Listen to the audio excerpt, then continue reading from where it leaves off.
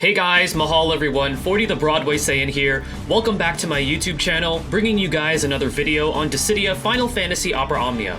So in this video guys, we're going to be covering an upcoming side story event that's actually going to be permanent upon its release. And this particular side story is going to take place in Act 2, and it's called Chapter 5.8. Now what this is it corresponds with the current Start Dash campaign, and I'll get into it when we actually take a look at the actual visuals and things like that, but it gives you an opportunity to earn these particular 5-star weapons. They're essentially called Dark Mannequin weapons for the main protagonist from each of the respective Final Fantasy series. So it's going to be located right over here.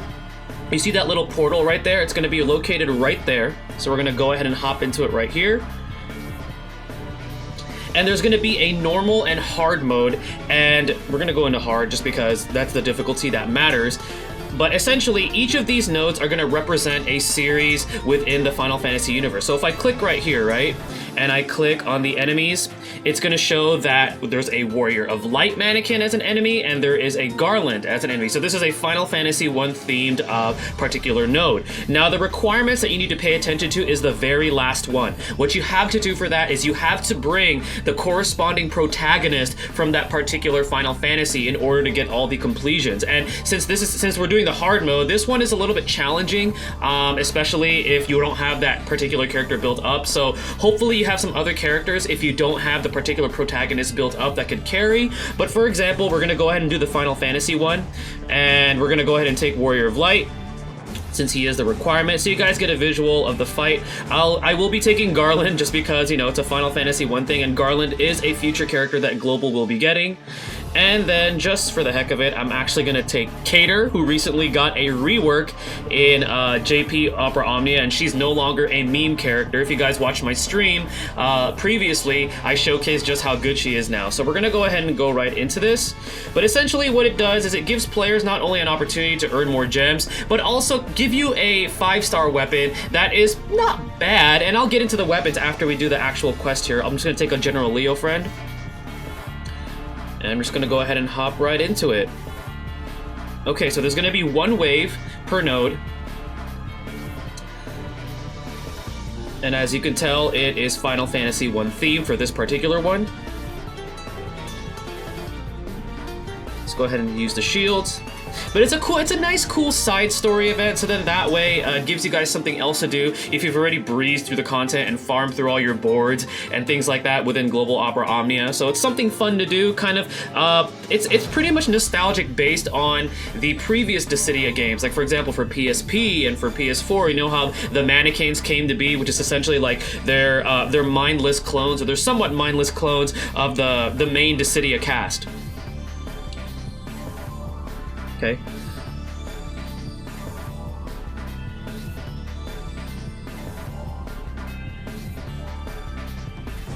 And then there is a reward, which is those 5-star Dark Mannequin weapons after beating the stage. But I just want to give you guys a visual again, just to show you guys, you know, what the stages are all about.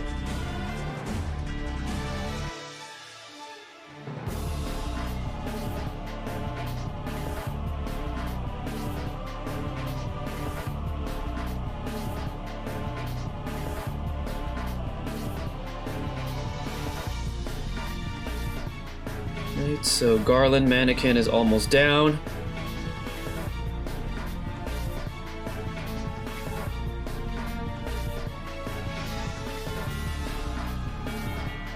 Okay, we got Garland's EX.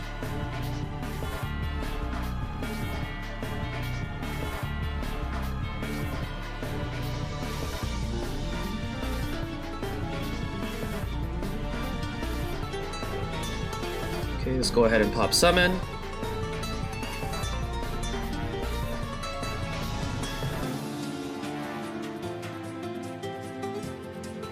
And as you can see, Cater is quite powerful now, so I'm very impressed with the upgrades that she got with her rework and also her EX+. She's an outstanding character now. Really glad that characters that generally weren't the greatest, or usually like Cater was like the worst character in the game prior, but now she's no longer the worst character in the game. She's very, very good now. She's like a mix of like a provoke evade tank with a little bit of like an Emperor trap and with crazy longevity, especially because she's one of the cursed characters and she has access to those cursed artifacts. But that's the Final Fantasy 1 themed stage there for this particular Act 2, Chapter 5.8. Again, just as a visual.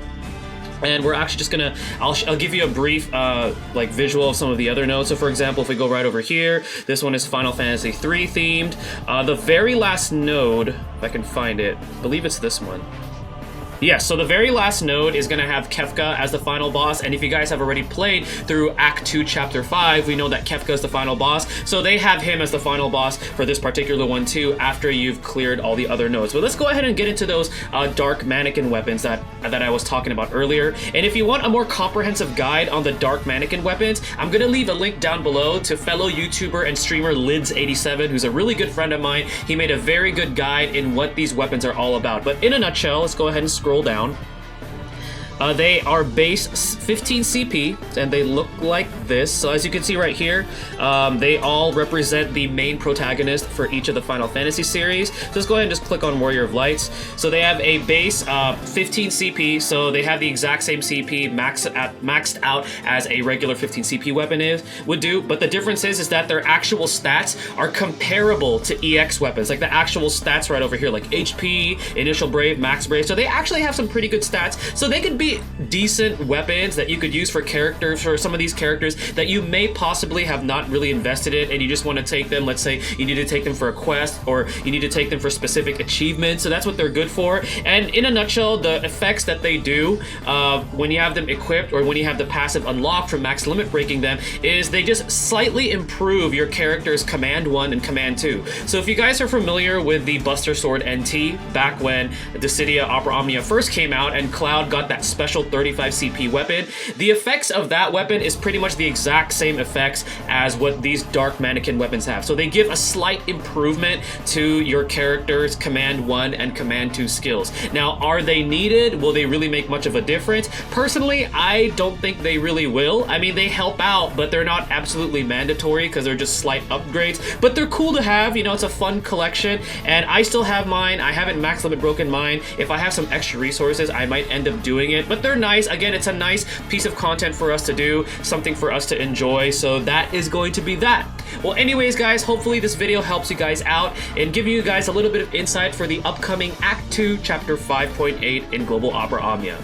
Once again, this is 40 the Broadway Saiyan. Stay tuned for my next video, and to mahal, everyone.